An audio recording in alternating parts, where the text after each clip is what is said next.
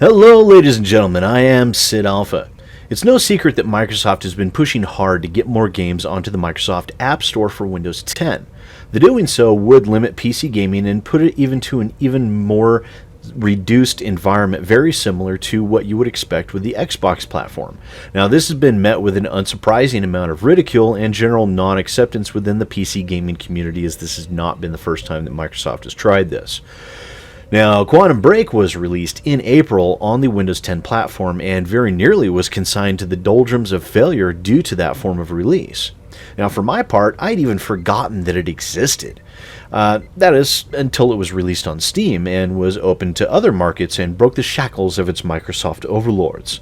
So now that it's been freed to go out into the world on its own, let's see what sort of time-shifting trouble we can get into with Quantum Break.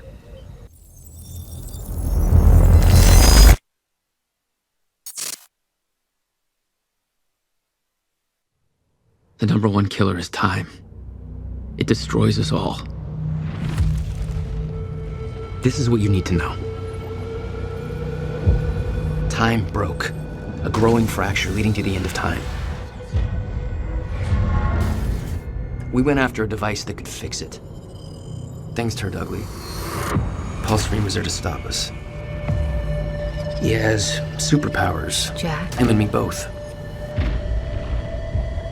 We failed. Jack. And of course, time travel was involved. Jack. Going too fast for you? So, Quantum Break is a combination light third-person RPG shooter and TV show? Yeah, it's somewhat difficult to quantify this game with a specific genre. I mean, it uses FMV elements, but can't be considered an FMV because there's zero activity during those scenes, which makes the FMV elements more of a cutscene. It also uses CG graphics for cutscenes and reserves the FMV elements for some impressively long sequences in between acts or levels of the game. Now, the first one of those lasted a full 25 minutes, and the subsequent episodes, of which there are 4, last between 20 and 25 minutes each, which makes for a whopping hour and 45 minutes worth of FMV cutscenes. Paul, there's been a development. Jack, You've already seen it. tonight on the island. He'll be there, and he'll want revenge. I need him stopped, now. I think our focus may be somewhat misguided here. Your fifth column traitor? You shouldn't take it so lightly. Joyce got lucky. He escaped. He's gone. He wouldn't be foolish enough to come back. Our only vulnerability is within, Paul. You should see that. Telling me what I've already seen. You're not thinking clearly. So in this game, you play as Jack Joyce, who is acted by Sean Ashmore, who's going to help his friend Paul Serene, played by Aidan Gillen, and also Jack's brother William, played by Mary Doc Brandybuck. Sorry, Dominic Monaghan. I always get those two confused. Jack is asked by Paul to come see their project, and he and William have been working on.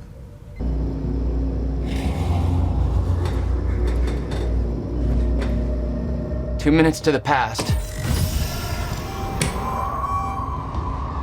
Remember this moment.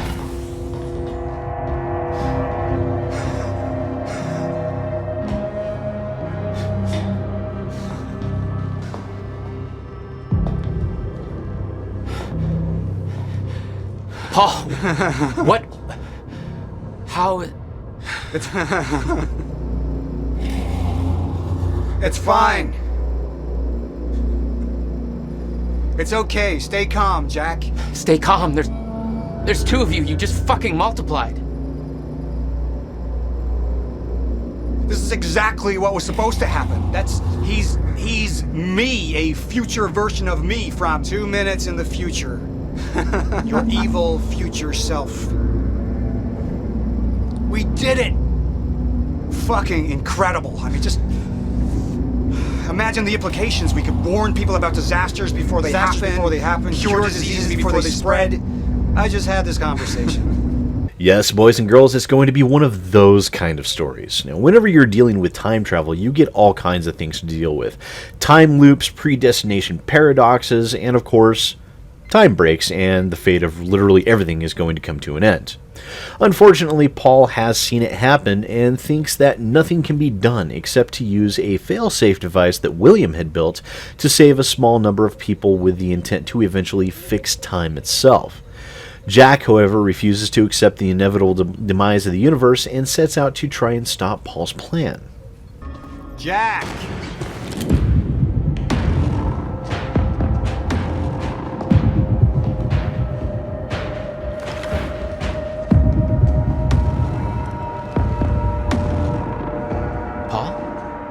Jack, we gotta go. Hold on.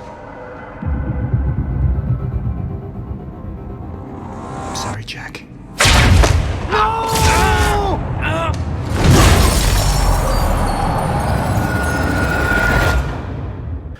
Now, through the course of the story, you meet a wide array of cast members, which also include the asshole head of surveillance, Charlie Wincott, which is actually, oddly enough, one of my favorites, and the stunning and tough Beth Wilder.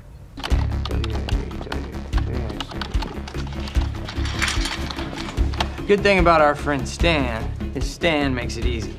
See, the guy goes around using the same username and password everywhere he goes. Now, that means that his cloud isn't so protected. May I present to you Exhibit A. Wow, God, this guy's swinging for the fences. And what is that? What are you doing, Brenner? Coffee cup. No, I know it's a coffee cup, but what is it doing on my table? The fuck? You know what this is? Do they have these in Idaho? Iowa. Whatever. Use it. Liam, this isn't what it looks like. Fuck, Beth. I really didn't want it to be you. You need to listen to me. Step away from the van. Step away! Right now! Drop the gun. I can't do that. You have 3 seconds till I pull. I have better reflexes. And you're a marksman for shit. No. No! Gosh, he's gone. Do you see what's happening? The stutters. More and more. Now, Beth, a Monarch double agent, turns out to be, as most of the cast, absolutely pivotal to the outcome of the game, and as it turns out, she's known about the coming disaster since 1999, when she tells a much younger version of herself what is to come and provides her with names and dates to help her along the way. Now, as you traverse through the game, you fight your way through waves of Monarch Industries soldiers and end up using an impressive array of powers that Jack obtains through the exposure to chronon radiation. Now, I have to say that I was actually a bit surprised with the combat itself. It started off to be fairly superficial and light, which is actually somewhat what I was actually expecting.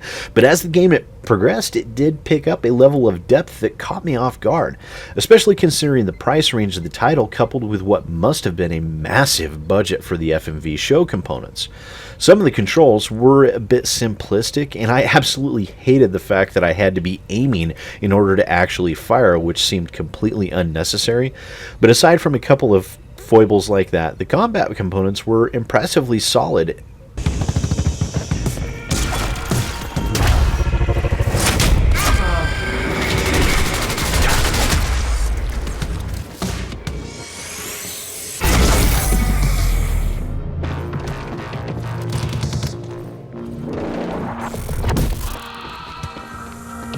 Now, in addition to the combat, the game does also possess narrative choices that you make as Paul as you progress through the game. Each time a choice is needed to be made, Paul looks through time and he determines which of the two paths he wants to take, allowing you to look a certain amount of time into the future to see a broad view of what each choice will mean for the story, and he even gives you a Telltale Games style, this many people also made this choice at the end. And this, I thought, was a fantastic way of doing things that allowed for a lot more player initiative in the formation of the overarching story, and it also allows for a fair amount of replayability as well to be built into the game because of those narrative selections. My powers grew stronger even as the Chronon syndrome worsened. I could choose a path that would become the actual future, but it wasn't optional. The moment wouldn't end until I made up my mind.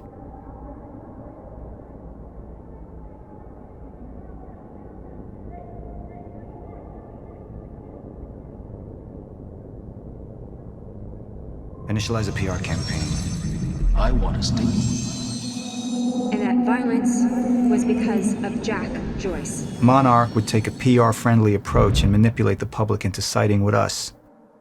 Our lies would give us control. The manhunt continues as authorities search for Jack Joyce. Hey, somebody's sneaking around down there. Hey! I think that's Jack Joyce! We'd use the media to expose, then hunt for Jack. I uploaded all the files I stole on that USB stick from the Monarch security station. But the eyewitnesses would be out there, and Jack would learn our secrets.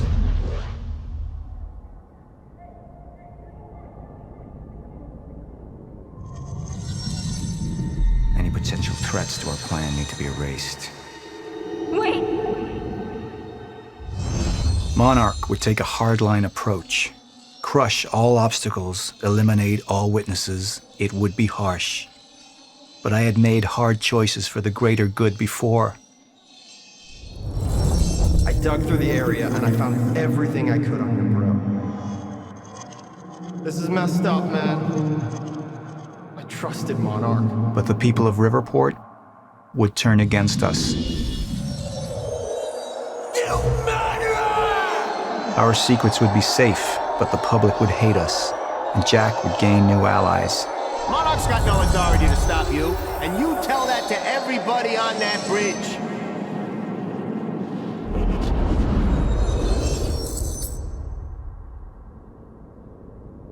Now, I would love to go into more detail on all of the individual characters and how they tie into the plotline, but the story and narrative is long, involved, intense, and possesses a very large cast, and quite frankly, guys, there's just not enough hours in the day for me to go fully in-depth on the story like I would want. Suffice to say, it's rich, well-done story that had me hooked and pulled me along through the whole game. Now, I had to stop and pick up the game again the next day, and for a rare change of pace given recent titles that I've subjected myself to, I was actually really looking forward to finding out what would happen next. However, the story itself isn't without its own little set of flaws. Now, as I mentioned before, each one of the 4 FMV or show segments is on average between 20 and 25 minutes apiece, which means there are 4 areas where you're not going to be able to play the game. Now, granted, these are skippable, which was a wise design choice, but they are still very much present, and they add a huge amount of time to the game's story. And I highly recommend you watch them the first time through, but if you don't like the idea of stopping for a television episode in the middle of your game, then Quantum Break might not be a good fit for you. But if you can, then it's going to be one hell of a ride. Okay, he's heading south on Eastman,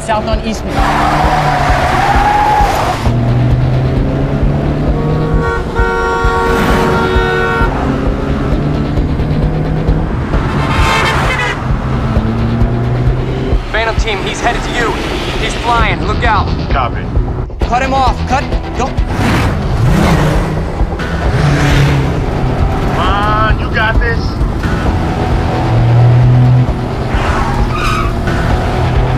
Stick with them. So we've covered story, basic gameplay, and some of the elephants in the room, but one thing I haven't mentioned yet is the overall stability and replayability of Quantum Break, and this is where the game actually, I think, suffers a little bit. Now, bear in mind that even though Quantum Break did just recently release on Steam, it's been out on the Microsoft Store since April, so no day one glitch excuses will be tolerated here. Granted, I don't really tolerate those anyways, but definitely not here. So the game does really run the greatest. There are frame rate drops and some mild occasional pop-in even on my monster PC. Even the FMVs were actually a little jerky for me, which was odd as it was just a video segment, right? Nothing game-breaking, and there were no hard crashes, but the game could use a little more polish. The replayability. The game does have a fair amount of replayability as far as a desire to see all the different possibilities with the story, but the gameplay is basically on rails and it doesn't allow for much deviation. However, the on rails portions of the game did allow for some good level design, and there were some areas I would love to go back to and re-explore. But for those of you that are hoping for a more open world experience, you're not going to find it here. So overall, the game clocks in at roughly 9 hours for a complete playthrough, making it fairly short.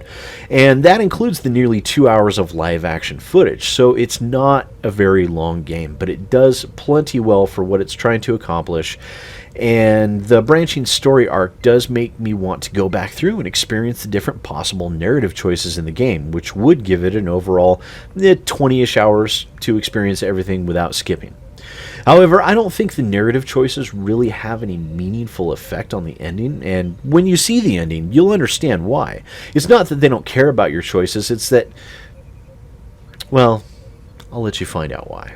After all, this is a review, not a Let's Play. And to be fair, in the interest of time, also, just so you guys know, I've left a good deal out of showing you guys. But the game does have a decent options menu, and it also has a leveling option, or leveling area where you can increase the duration and severity of your individual powers along with decreasing cooldown timers. As I said, the combat system took me by surprise and I ended up having a blast with it. So overall, Quantum Break finally weighs in at a solid, strong 9 out of 10. It's a damn good game that is an absolute must-own for anyone who is a fan of story-driven games. Is it perfect? Hell no. But for what it tries to accomplish, it accomplishes phenomenally well. I had to knock it down a bit for the exceptionally long FMV cutscenes, some of the combat mechanics choices, and the stuttering and random frame rate dips that I encountered. But considering this is a $30 title, it's one that you should go buy, like right now. Do it. And while you're at it, don't forget to click on all those buttons down there. I mean, I'm sure there's one labeled subscribe and there's probably one labeled share as well. I recommend those as highly as I recommend this game. So while you click on all of those and wait for the game to install, I'm going to go do other things, and I'm going to go check out what other narrative options I missed on my first playthrough. So until next time, ladies and gentlemen, I am SidAlpha, and I will see you next time. Hi there, boys and girls. Thanks for checking my video out. If you liked what you saw, don't forget to hit that like button and maybe even that subscribe button. Trust me, it works really good. Don't forget to share with your friends, and if you're interested in following me on Twitter and Facebook, the links for that are in the description down below.